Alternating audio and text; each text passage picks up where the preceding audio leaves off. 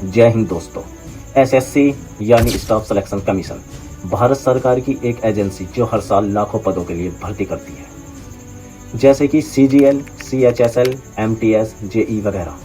हर साल करोड़ों युवा इन परीक्षाओं में बैठते हैं, लेकिन पिछले कुछ सालों से ये परीक्षा एसएससी स्कैम की सबसे बड़ी गूंज 2018 में सुनाई दी थी। चुनाव के बाहर छात्रों का आंदोलन। परीक्षा का पेपर लीक होने के मामले में सीबीआई ने आपराधिक धाराओं में केस दर्ज कर लिया है। एसएससी का पेपर लीक होने के आरोप को लेकर 11 दिनों से छात्रों का प्रदर्शन। सीजीएल टायर 2 का पेपर लीक हो गया। कई छात्रों ने कहा कि पर्सन पहले से ही व्हाट्सएप ग्रुप में घूम रहे हैं, आंसर की में गड़बड़ी थी और कंप्यूटर बेस्ड एग्जाम के सेंटरों पर भी बड़े लेवल पर हेरफेरी की खबरें आई। छात्रों ने सांसद मार्ग पर कई दिनों तक धरने दिए।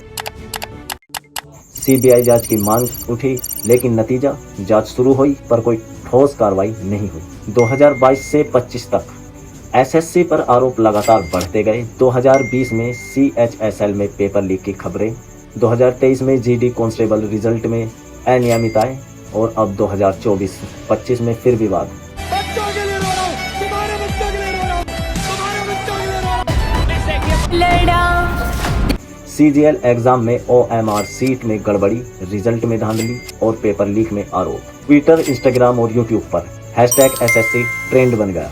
छात्र कहते हैं जो मेहनत से पढ़ते हैं, जो सच में योग्य हैं, वो पीछे रह जाते हैं। सेटिंग या लीकेज से जुड़े लोग सेलेक्ट हो जाते। जानकारों का कहना है कि एसएससी का सिस्टम आउटडेटेड है, मॉनिटरिंग ना के बराबर है, एग्जाम सेंटर सिलेक्शन में गड़बड़ी और किसी भी कंप्लेंट का कोई प्रॉपर रेड रेसल सिस्टम नहीं है। सीबीआई या कोर्ट की निगरानी इस स्कैम से बचने के कुछ समाधान ये हो सकते हैं। सीबीआई या कोर्ट की निगरानी में परीक्षा, real time monitoring, CBT system और छात्रों की शिकायतों पर तुरंत एक्शन लेना चाहिए, वरना हर साल ऐसे ही लाखों छात्रों का भविष्य बर्बाद रहेगा। एसएससी स्कैम कोई अफवाह नहीं है, यह एक हकीकत है जो हर साल दोहराई जाती है। अगर आप एक स्टूडेंट हैं जो एसएससी, सीजीएल वगैरह की तैयारी कर रहे हैं, तो सिर्फ तैयारी ही नहीं, न्याय के लिए भी आवाज़ उठानी पड़ेगी। फिलहाल कुछ दिनों से दिल्ली में बहुत प्रोटेस्ट हो रहा है, जो दिल्ली के बहुत महान टीचर प्रोटेस्ट में उतर गए हैं, जो बच्चों के लिए आवाज़ उठा रहे हैं, जो हम सब के लिए आवाज़ उठा रहे हैं। तो हमें उनका समर्थन करना चाहिए, उनका सपोर्ट करना चाहिए।